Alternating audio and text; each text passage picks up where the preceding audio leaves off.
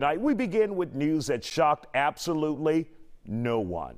A grand jury in Mississippi has decided not to indict the one person many say set off the racist fury to lynch Emmett Till. Now, Carolyn Bryant Donham was 21 when she accused Till of harassing her. Donham is now 87 years old, and now 67 years later, a newly discovered unserved arrest warrant for her led people to believe she would be charged in 2022. But Mississippians blocked that. Let's begin the conversation with our guest tonight. Dr. Cofield, here we are, nearly 70 years after the 1955 death of Emmett Till. Do we think we will ever see any justice in this case? Well, Isaiah, thank you for having me on tonight, and honored to be with your guests. I don't think so. I think the fact is what we deem to be heinous and a crime today was not deemed to be so now almost 70 years ago.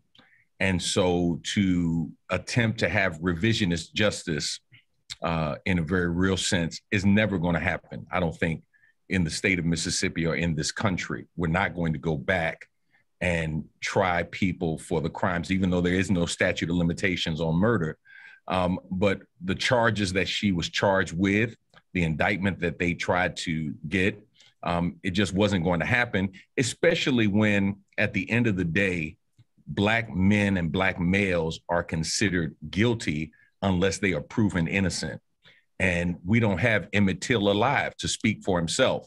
All we have are the words that other people are saying. And so I don't think anything's going to change around this crime.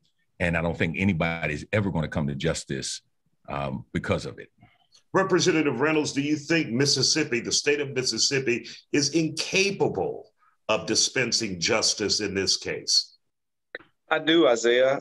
As a young NAACP attorney and president, this was one of the cases that really sparked and was the catalyst for the modern civil rights movement. And it really drew to me because I went to a convention and I saw those vivid images of Emmett Till's body that was mutilated.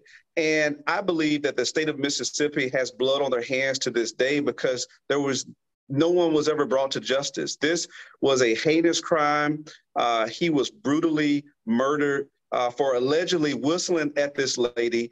She was complicit. She should have been brought to justice, even 70 years later, to bring some closure and a semblance of fairness and justice. So I think Mississippi, just like many of the deep southern states that were the antebellum of lynchings for African Americans, a long history of racial discrimination and Jim Crow segregation, they still in 2022, because they didn't indict, a DA can indict a ham sandwich, and they couldn't indict this lady for this heinous crime. So I do think that Mississippi, just like many states, including Texas, has blood on its hands for the sins of those who committed this great crime.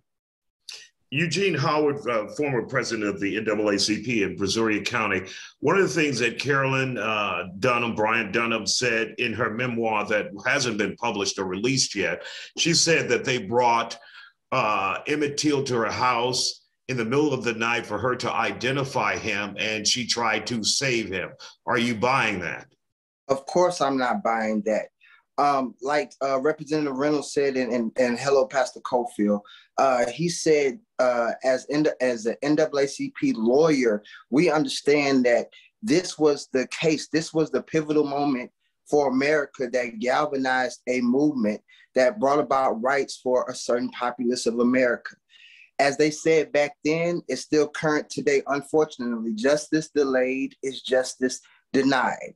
And we as Black Americans want the laws to work for us just like they work for those who wrote them.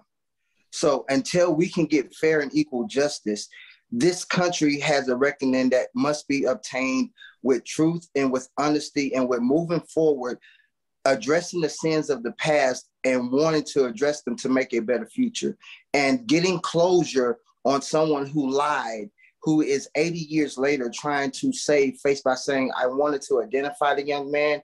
You could have done that in court and let your husband and his brother go to jail, but you were quiet. So you don't get kudos today. Dr. Cofield, do you think prosecutors in Mississippi and federally lack the appetite to pursue this now, 70 years later, with an 87-year-old white female? So I think in my work in the criminal justice system, what we have seen consistently is Black males having been identified as guilty and having to prove themselves innocent. And we see that over and over again. Take the Trayvon Martin case, for example. Despite all of the warnings and admonitions that was given to George Zimmerman, he was the aggressor. He followed Trayvon Martin. If anybody stood their ground, it was Trayvon Martin. But he was assumed and presumed guilty. And so we see the same thing happening over and over again. And I want to say this as a Black man, even though I'm from New York, I can tell you in 1969, we were driving to Birmingham, Alabama, actually Lincoln, Alabama, for my great-grandmother's funeral. For 17 hours, Isaiah, I was drilled by my father on the rules of the South. And they were really given to me in response to the murder of Emmett Till. I was 8 or 9 years old. I was told, don't look at a white woman, don't talk to a white woman, stay with your family, don't look in the eyes. I mean, over and over for 17 hours. And I'm telling you, and some people may find this hard to believe, I'm traumatized now. I don't want to be in a room alone with a white woman. I'm gonna be honest with you, because I understand that in this country, if she levels an accusation even today, I am presumed guilty, and I'm gonna have a hard time proving myself innocent. It's dangerous. And you guys don't disagree with that? Nope. No, Isaiah, that's proof pudding of the disparities and the double standard within our criminal justice system. Lady Justice is not blind. This white woman was not brought to justice. I guarantee you, if it was a Black man or even maybe a Black female, they would have easily indicted her. So I agree with Pastor Cofield. There are many disparities within our criminal justice system, not just in the 1950s, but in 2022 that still exists today. And of course, the wait continues.